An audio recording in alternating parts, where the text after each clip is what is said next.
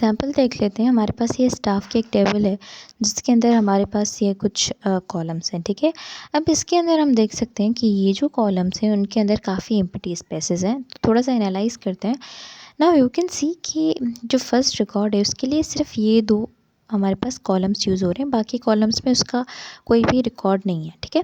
इसी तरह यहाँ पे लास्ट के अंदर भी ये सिर्फ ये दो कॉलम्स यूज़ हो रहे हैं। इसका मतलब है कि अगर हम इनकी पोजीशन देखें तो यहाँ पे भी मैनेजर है एंड यहाँ पर भी मैनेजर है।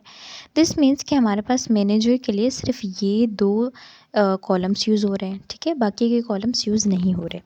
एंड जो बाकी रिकॉर्ड्स हैं वो भी ये दो कॉलम्स यूज़ नहीं कर रहे। फिर अगर हम यहाँ पे देखें तो यहाँ पे हमारे पास ये दो कॉलम्स यूज़ हो रहे हैं फॉर दीज टू रिकॉर्ड्स, और ये है sales manager and senior sales assistant का, ठीक है।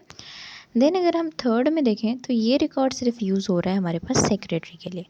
दिस मीन्स कि हमारे पास ये कुछ रिकॉर्ड्स हैं जो दो दो इनमें से ये दो कॉलम्स जो है वो मैनेजर के लिए हैं, और ये दो कॉलम्स जो हैं वो किसी सेल्स पर्सन के लिए, यानी कि वो सेल्स के अंदर कोई भी जॉब कर रहा है, सेल्स पर्सनल के लिए। एंड जो लास्ट वन है वो सेक्रेटरी के लिए। बाकी का ये जो दो कॉलम्स हैं वो बाकियों के लिए यूज़ नहीं हो रहे, सिर्फ मैनेजर के लिए यूज़ हो रहे हैं। अब इसको हम क्या करते हैं, इसको ख़त्म करने के लिए हम इसको डिवाइड करते हैं टेबल्स के अंदर, ठीक है। बिकॉज़ यहाँ पे काफ़ी सारी एम्प्टी स्पेस है और डेटाबेस के अंदर ये हमारे लिए काफ़ी सारी कॉम्प्लेक्सिटी क्रिएट कर सकती है। इस वजह से हम क्या करें, इसको डिवाइड करते हैं। अब ये जनरल, पहले ही तो ये जनरल टेबल है। अब हम क्या करेंगे, हम प्रोसेस अप्लाई करेंगे स्पेशलाइजेशन का, ठीक है, क्योंकि इसको मोर स्पेसिफिक बनाना है सो दैट ये मैनेज करने के लिए मोर ईजी हो हमारे लिए।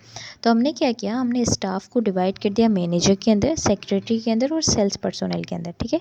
हमने तीन देखे थे, एक मैनेजर था, एक सेक्रेटरी था और एक सेल्स पर्सनल था। अब इनकी कुछ प्रॉपर्टीज़ तो देखो जो है वो कॉमन है, यानी कि सैलरी तक कॉमन है, यानी कि सैलरी तक की जो चार ही प्रॉपर्टीज़ हैं वो हम क्या करेंगे, हम सुपर क्लास को दे देंगे क्योंकि ये चारों सबके लिए कॉमन है। अच्छा, जो सुपर क्लास की प्रॉपर्टीज़ हैं डेफिनेटली वो सब क्लास की प्रॉपर्टीज़ भी होंगी, ठीक है। एंड देन हमारे पास जो ये तीन हमने डिवाइड किए हैं, मैनेजर, सेल्स पर्सनल, सेक्रेटरी, इनकी ख़ुद की भी कुछ प्रॉपर्टीज़ हैं। जैसे कि मैनेजर के लिए हमने देखा था दो कॉलम्स थे, मैनेजर स्टार्ट डेट और बोनस, एंड सेल्स पर्सनल के लिए भी दो थे, एंड सेक्रेटरी के लिए एक था, टाइपिंग स्पीड। दिस मीन्स कि हमारे पास स्टाफ के लिए कुछ कॉमन प्रॉपर्टीज़ थी चार, और बाकी जो हमने उसको डिवाइड किया तीन क्लासेस के अंदर, उनकी अलग से कुछ प्रॉपर्टीज़ थी। अच्छा, हमने देखा था जब हम एक एंटिटी और दूसरी एंटिटी के बीच में रिलेशनशिप देखते हैं, जैसे कि हमने देखा कि सपोज़ सप्लायर सप्लाइज आइटम्स, ठीक है। तो सप्लायर और आइटम्स के बीच में जो रिलेशन था, जिसको हम एक रोम्बस शेप में शो कर रहे थे, उसको हम नाम दे रहे थे सप्लाइज का। तो यहाँ पे हमारा स्पेशलाइजेशन और जनरलाइजेशन का जो रिलेशनशिप है उसका नाम होता है इज़ अ रिलेशनशिप, ठीक है। यानी कि इसका मतलब ये कि स्टाफ इज़ अ मैनेजर, इस तरह से हम इसको रीड कर सकते हैं। तो इनका जो रिलेशनशिप है वो एक इज़र का रिलेशनशिप है और उसको हम इस ट्रायंगल से शो करते हैं। दिस शोज़ कि स्टाफ जो है वो हमारा सुपर क्लास है और ये उसकी सब क्लासेस हैं, ठीक है। अब ये हमारे पास एक एग्जांपल है जिसके थ्रू हमने देखा कि किस तरह से हम लोग स्पेशलाइजेशन का प्रोसेस अप्लाई करते हैं और क्या हमारी सुपर क्लासेस कैसे बनती हैं और किस तरह से हम लोग उसको डिवाइड करते हैं सब क्लासेस के अंदर।